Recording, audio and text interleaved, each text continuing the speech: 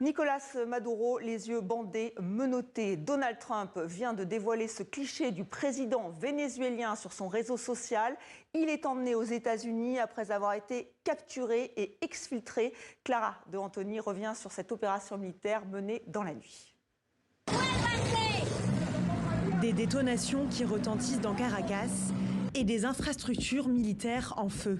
Il est 2 h du matin, heure locale, quand les États-Unis frappent la capitale vénézuélienne et ses environs. Ici, des panaches de fumée s'élèvent au-dessus de la base aérienne de La Carlota.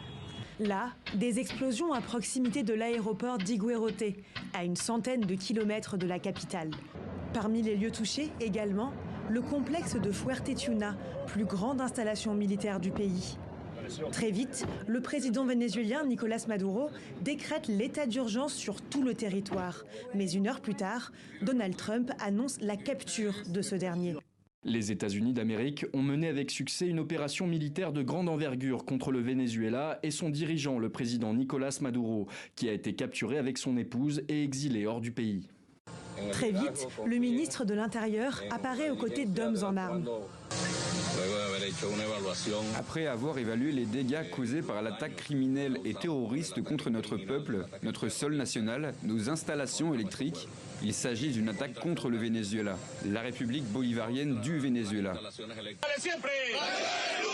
Selon la procureure générale américaine Pamela Bondi, le président vénézuélien et la première dame ont été inculpés dans le district sud de New York. Elle les qualifie de trafiquants de drogue internationaux présumés et assure qu'ils devront répondre d'accusations liées à la drogue et au terrorisme.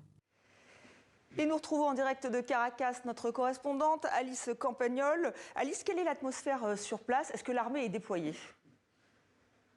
Écoutez, moi je me suis rendue dans les rues de la ville aujourd'hui. Je me suis dirigée vers le centre historique et l'atmosphère à Caracas, eh bien, c'est une ville complètement vide, des rues désertes. L'autoroute qui d'habitude est bondée est complètement déserte. Donc l'ambiance est un peu spéciale. Il semblerait c'est comme une ville un peu zombie.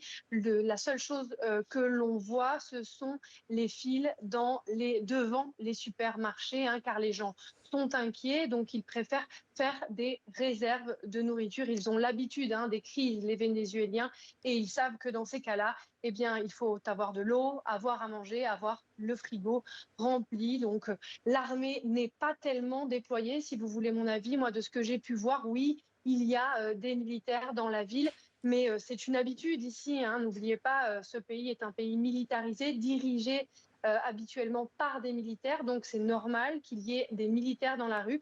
Et pour ma part, je n'ai pas eu la sensation qu'il y en avait beaucoup plus que d'habitude. Cependant, j'ai vu des membres de colectivos, ces groupes armés pro-gouvernement, et eux par contre, étaient déployés dans la ville. On vient de voir ce cliché de Nicolas Maduro, donc menotté, les yeux bandés. Est-ce que ces images, elles sont déjà sur les réseaux sociaux? Est-ce qu'elles sont commentées?